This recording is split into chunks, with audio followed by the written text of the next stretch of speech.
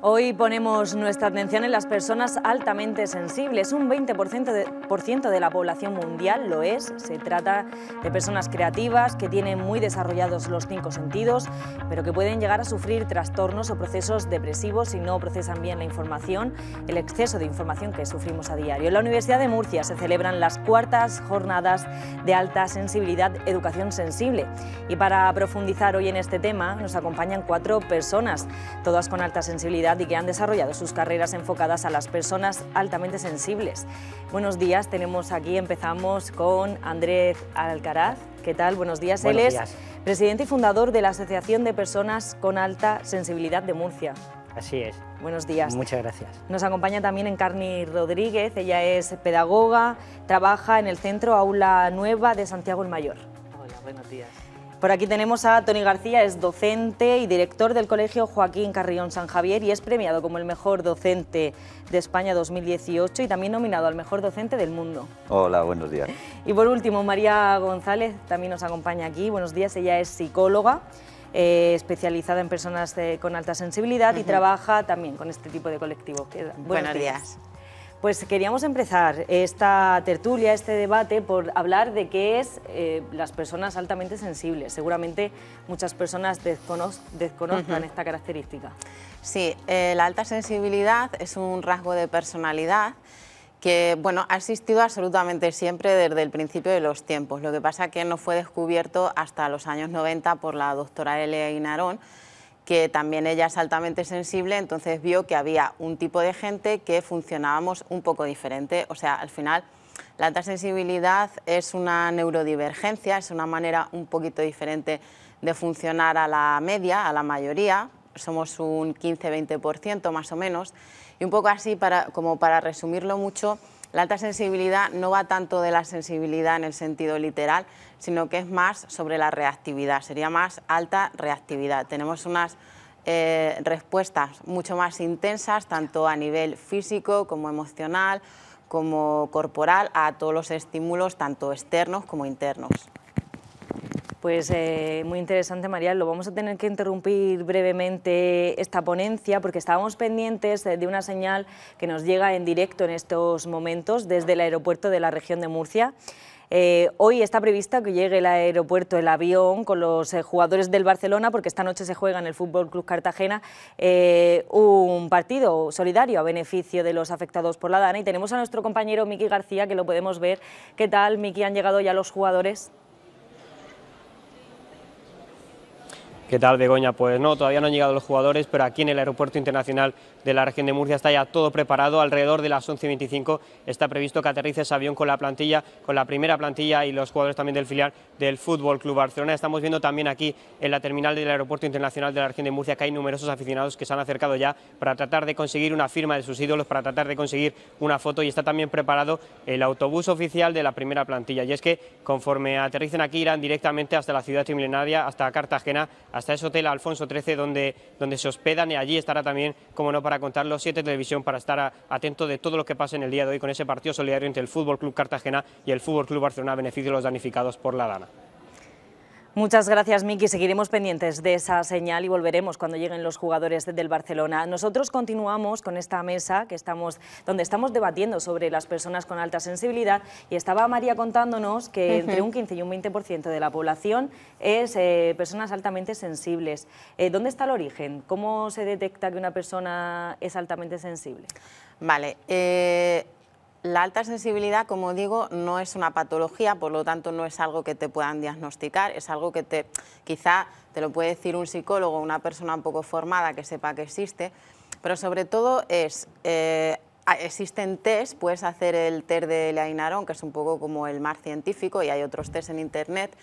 Y algo muy importante es identificar esa manera de ser desde que eres pequeño, o sea, leer cosas, que ya hay mucha información en internet, identificar que tú desde pequeño eres así. Pues quería abrir el debate al resto de la mesa, porque según los estudios que he leído también tiene un componente genético. Se encuentra un gen en el ADN Sí. que que te hace ser altamente sensible? Claro, como ha dicho mi compañera María, en principio el tema es genético, es hereditario, por lo tanto nadie puede hacerse altamente sensible en un momento determinado.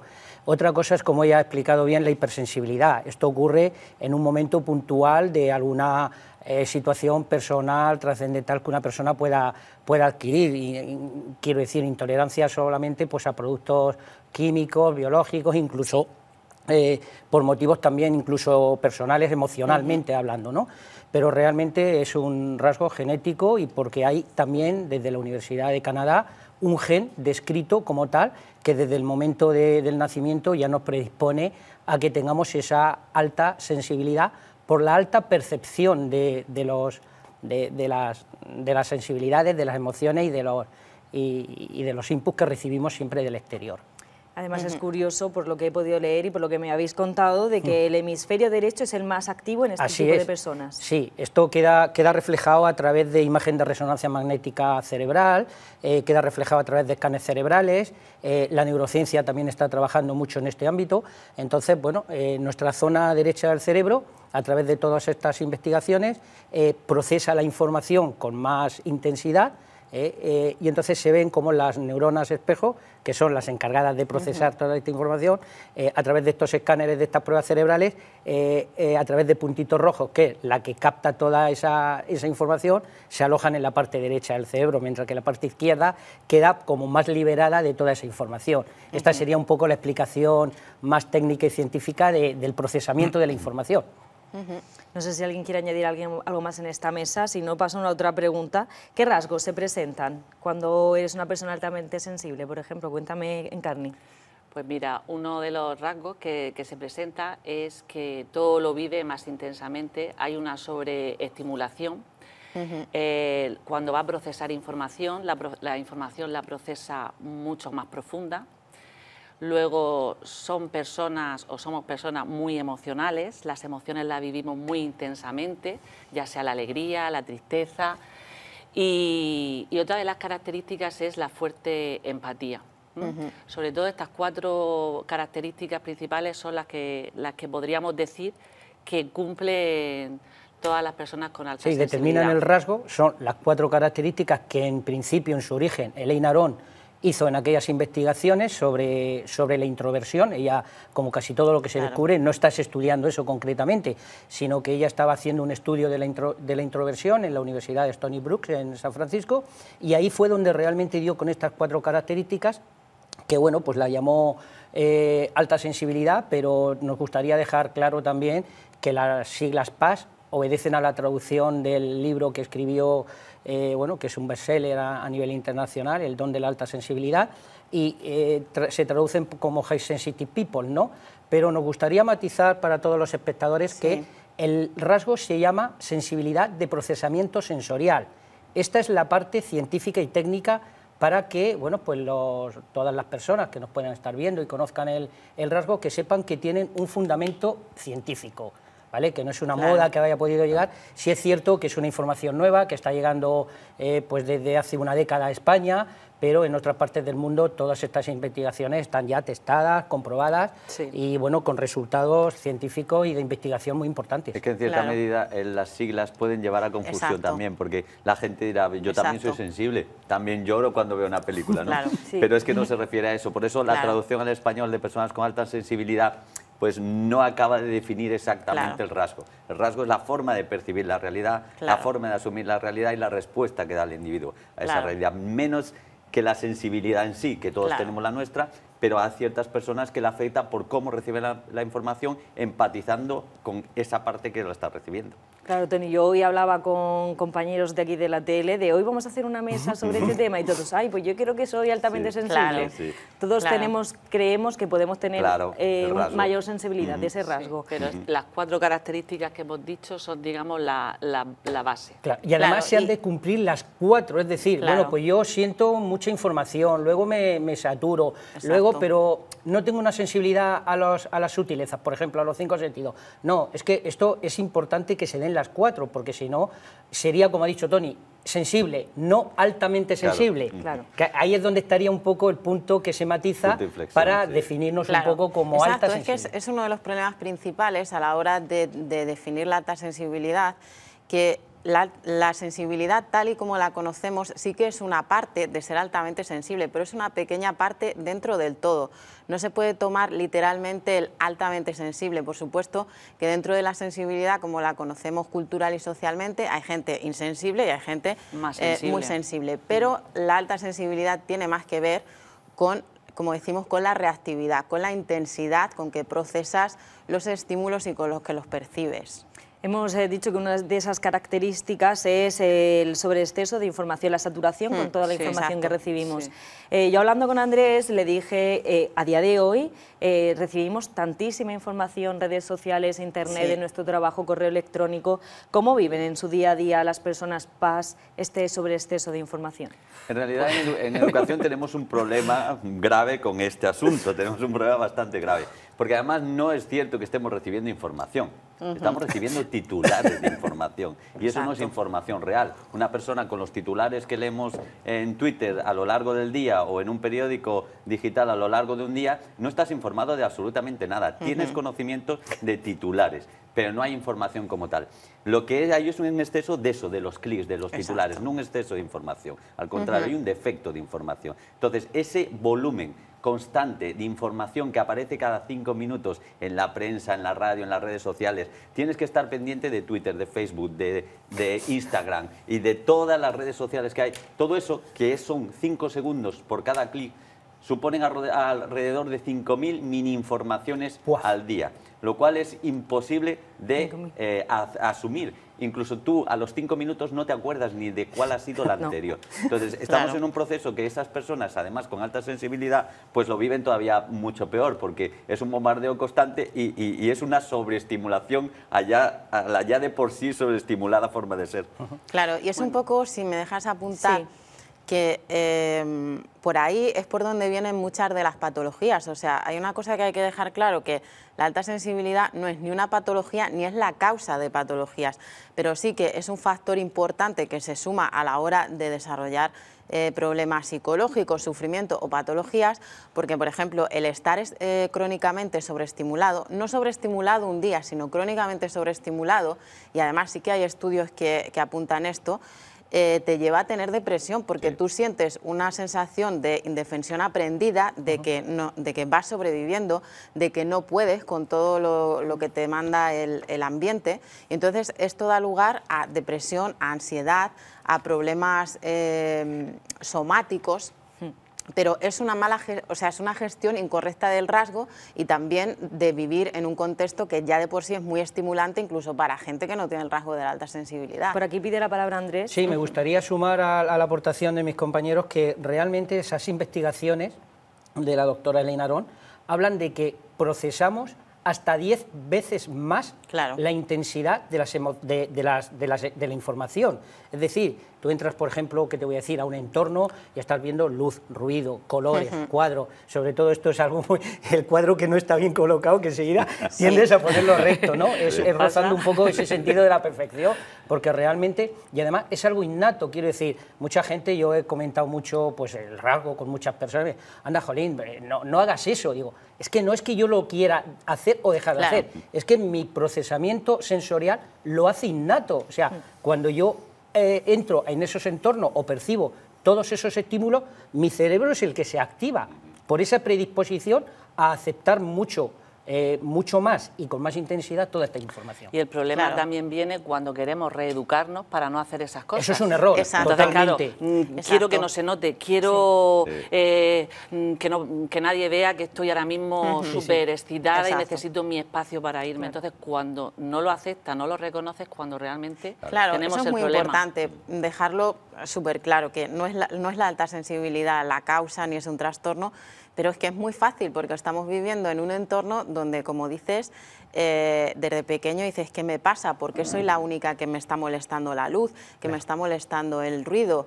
¿Por qué en clase siento la necesidad de salir fuera y tomar el aire? Es una cosa que no puedes explicar, es como una necesidad de tener que salir y quitarte todos esos estímulos sensoriales. A veces es simplemente eso, que los estímulos sensoriales los percibimos muy intensamente y necesitamos descansar, aunque sea 2 minutos, para que nuestro sistema nervioso descanse, y como no lo hacemos porque no entendemos el rasgo y queremos ser como el resto de gente, claro, nos saturamos y ahí vienen los problemas, por una mala gestión del rasgo. Y María, esa pregunta nos la hacemos de adultos. Exacto, pero totalmente. Los niños no se la hacen. Wow, los niños están claro, en clase y necesitan salir. Sí. Están en clase y un grito de la profesora les paraliza, les bloquea. Están en clase y todo esto no se lo preguntan. Claro, entonces, yo quiero introducir un tema aquí, que es el de si las personas con alta sensibilidad se sienten rechazadas o pueden vivir de una forma menor integrada, porque no existe una concienciación social sobre este tipo de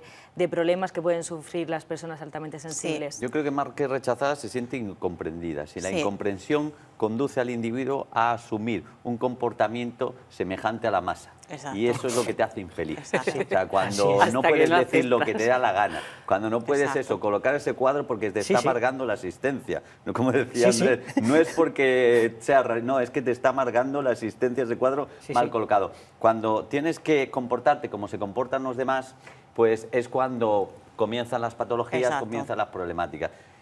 No estamos acostumbrados ya desde la escuela, digamos, a aceptar la individualidad de cada uno de nosotros, con sus rasgos, con sus características, con sus problemáticas, y ese es el gran problema, ¿no? Y este tipo de alumnos que encima, lo que comentaba la compañera, que estás en clase, que no entiende el profesor por qué te tienes que levantar para ir al aseo, porque en realidad no vas al aseo, vas a respirar un poco.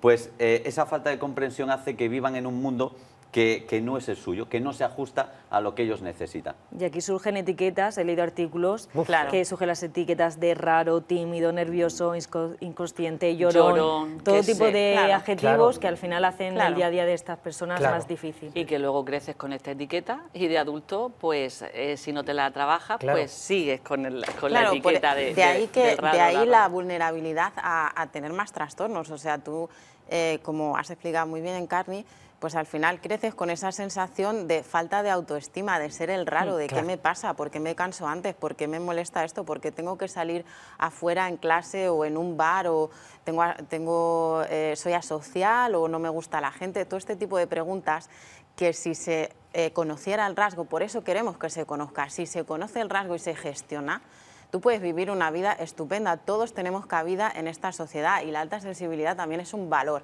pero se necesita gestionar y necesitamos, las personas que somos así, tener una vida de acuerdo a nuestro rasgo, integrándolo en nuestra vida diaria, porque si no, no podemos estar bien. ¿Y cómo podemos saber si somos una persona altamente sensible? Bueno, lo ha dicho María también, que hay unos test, aparte de toda la documentación bibliográfica que hay también en este mundo tecnológico de Internet, pero lo más importante es identificarse con las 4 características, ¿no? Con la del procesamiento sensorial de la información, con la sobreestimulación, con la fuerte emocionalidad y empatía, que ahí es uno de los más bonitos porque realmente lo habéis comentado. Siempre tendemos a ver el rasgo desde una parte de sufrimiento y negativa, y esto también es un mito. Por favor, que el rasgo, igual que podemos sentir un duelo, una pena, una tristeza, pero también sentimos la parte positiva de la alegría, de la felicidad, de los pequeños detalles, donde a lo mejor una persona no se fija, y eso también es un aliento muy importante. Entonces, en este sentido, existen ese test, que hay que decir que no es vinculante para nada. Todos los psicólogos dicen que los test no son más que simplemente una aproximación, que luego hay que entrar en la parte ya terapéutica personal. Es una valoración. Claro, es una valoración. Pero sí que es una guía. Cuando tú haces el test de Leinarón y ves que en esas 22 preguntas pues tienes un 80 o 90%, inevitablemente te estás viendo reflejada. Otra cosa es que no tengas bien la información y luego pues tengas que profundizar en la bibliografía, en el documental. Yo hace 5 años, a raíz de una compañera, en momentos vitales de la vida, pues me dijo: Andrés, yo creo que tú, todo tu expresión, que es esto, es un poco tu excesiva sensibilidad.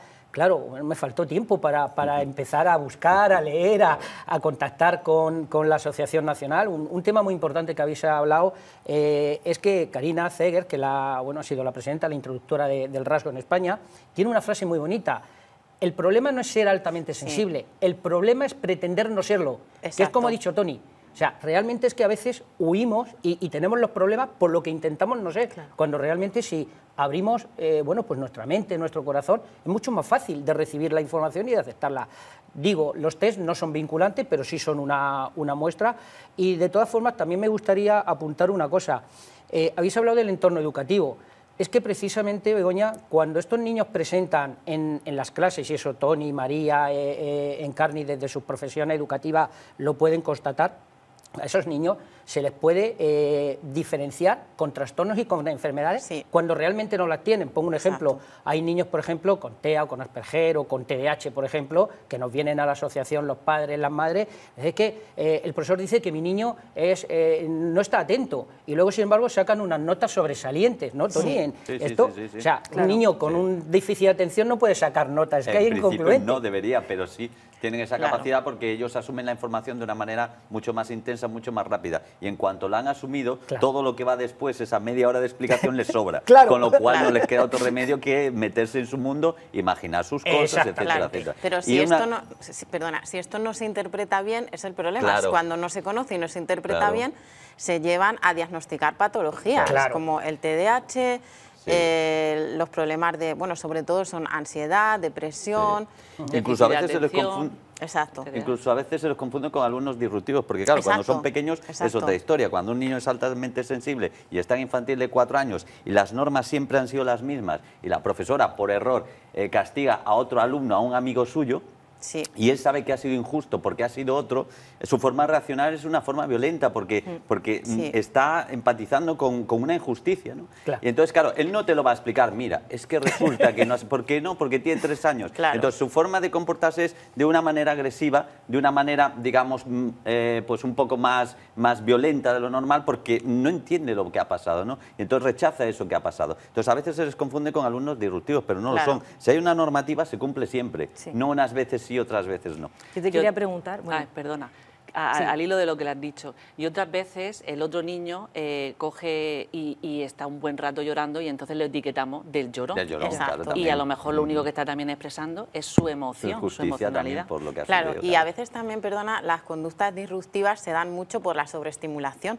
Un niño con 4, 5, 8 años sabe que se siente muy mal, pero no sabe qué hacer con toda esa estimulación y no lo pueden explicar ni a sí mismo ni a los demás, con lo cual empieza a patalear, a llorar y a tener esas conductas que se consideran disruptivas y no se entienden. Claro, tú eres docente, quería preguntarte, ¿te encuentras en tu día a día muchos casos de niños altamente sensibles o cómo detectas tú en tu aula que hay niños que puedan ser PAS? Es muy difícil porque los docentes no tenemos una formación todavía adecuada. Yo creo que en ese sentido está muy bien esta asociación porque es importante que se ponga encima de la mesa cómo detectar este tipo de alumnado y en el aula sí que se van detectando ciertos rasgos, ciertos comportamientos que te inducen a ver que este alumno tiene algo en particular y muchas veces ese algo en particular coincide con la alta sensibilidad y a veces no son alumnos que sean tímidos o introvertidos, a veces incluso en alumnos muy extrovertidos puede darse este rasgo, ¿no? Pero sí que te vas dando cuenta poco a poco por su comportamiento, si te fijas, que es muy difícil hoy en día en educación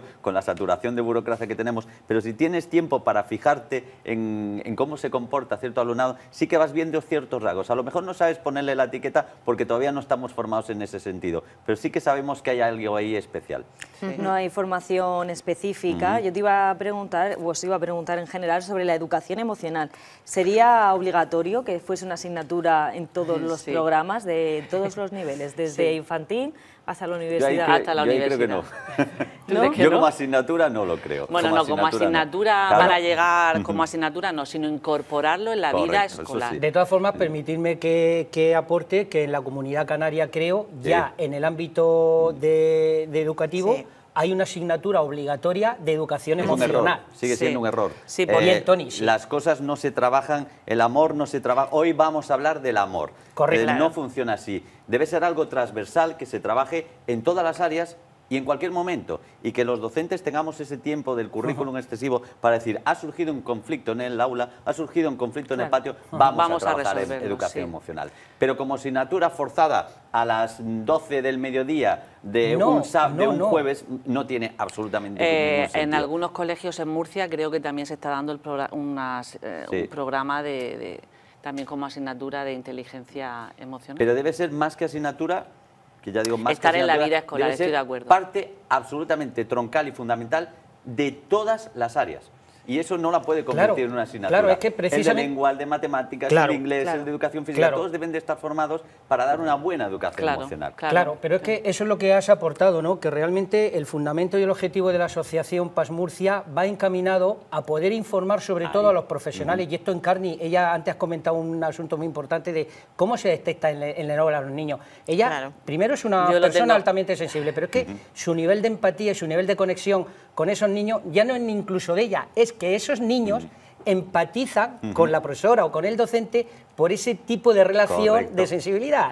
Entonces, lo importante sería que todos los profesionales en el ámbito educativo se pudiesen formar. Nosotros estamos preparando cursos formativos para padres, para docentes, a través de programas desarrollados a través de la Consejería de Educación. Hemos presentado un proyecto sobre poder llevar el ámbito concreto de la educación, de la alta sensibilidad al sistema, porque es muy importante, como he dicho, que los profesionales conozcan esa información para no errar. No estoy hablando de que luego los niños tengan otro tipo de comportamiento y haya que uno a uno, evidentemente, matizarlo, pero en general, si los profesionales tienen o tenéis esta información... Tenemos que interrumpir un momento la señal porque, como estáis viendo en la pantalla, en estos momentos llegan los jugadores del Barcelona. Vemos su salida desde el Aeropuerto Internacional de la región de Murcia. En estos momentos llegan los jugadores que van a disputar esta noche ese encuentro entre Fútbol Club Barcelona y el Barcelona. Vemos a algunos de los jugadores más conocidos, como Gerard Piqué, que van a jugar este encuentro que se disputa en beneficio de los afectados por la Dana.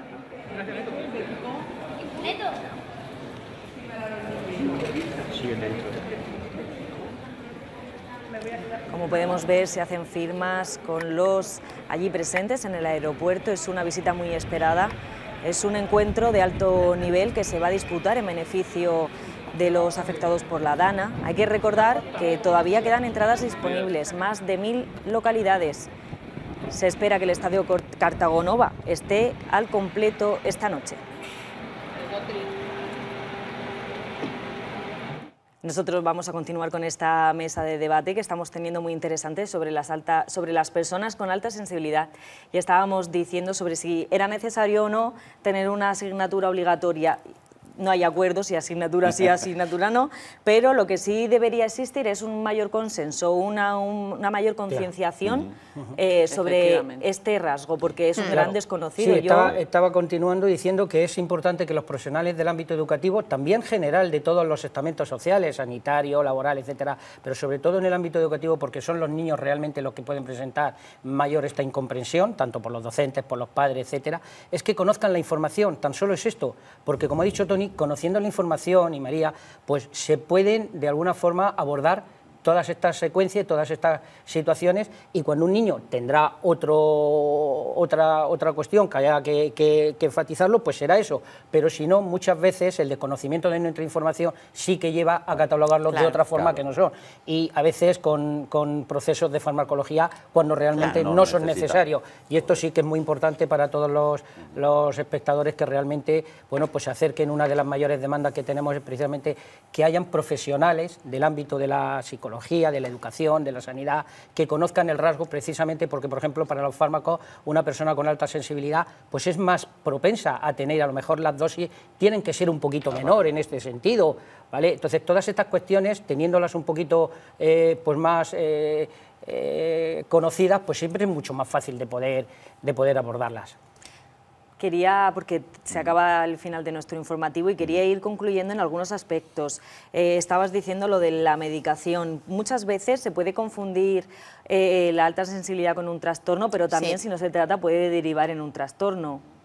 ¿Cómo lo veis desde la psicología, por ejemplo, o la pedagogía? ¿Cómo lo veis? Claro, o sea, la alta sensibilidad, como decimos, no es un trastorno, pero sí que es un factor que, si se dan ciertas condiciones, porque si tú tienes unas condiciones buenas no tiene por qué pasarte nada, pero si se dan ciertas condiciones sí que te puede llevar a tener más posibilidades de desarrollar una patología. Y luego, dentro de tener una patología, porque puede ser PAS y tener ansiedad, depresión, etcétera, pero necesitas contextualizar la alta sensibilidad en tu problema, porque si no, no se va a acabar de entender. Necesitas gestionar la alta sensibilidad, porque si no, no vas a encontrar soluciones. También se puede ser PAS y ser totalmente feliz y no Exacto. tener Claro, problemas. una buena autogestión da esa... Que es lo que queremos hacer, llegar desde la educación, que no lleguemos a tener... Claro. Por eso los docentes tienen que tener esa formación que se reclama desde aquí para que conozcan el rasgo y que les permitan a ese tipo de alumnos ser no como realmente son. etiquetarlos malamente Claro. No quería acabar esta mesa sin hablar sobre la asociación y también sobre las jornadas que se están celebrando en Murcia, para que todo el espectador que nos esté viendo tenga conciencia de que existe una asociación y que realiza una gran labor para ayudarles. Claro, precisamente nuestro mayor objetivo es la prevención y llevar toda la información a todos aquellos personas, organismos, estamentos que puedan precisar del conocimiento, ¿no? Estamos realizando estas jornadas en Murcia precisamente para poder difundir esta información. La hemos querido enfocar, como he comentado, en el ámbito educativo, porque nos parece muy importante que desde la base del conocimiento pues empiecen a adoptar y a poner todas estas medidas que hemos podido poner en común. Invitamos a todos los espectadores también a participar. Son jornadas abiertas, totalmente libres. Esta noche llevamos 2 jornadas, tanto Marisol, que fue educadora infantil, la que nos informó el lunes, ayer lo hizo Tony con una ponencia magistral, hoy le toca a María como psicóloga, sobre todo especialista en alta sensibilidad, en la biblioteca regional de aquí de Murcia.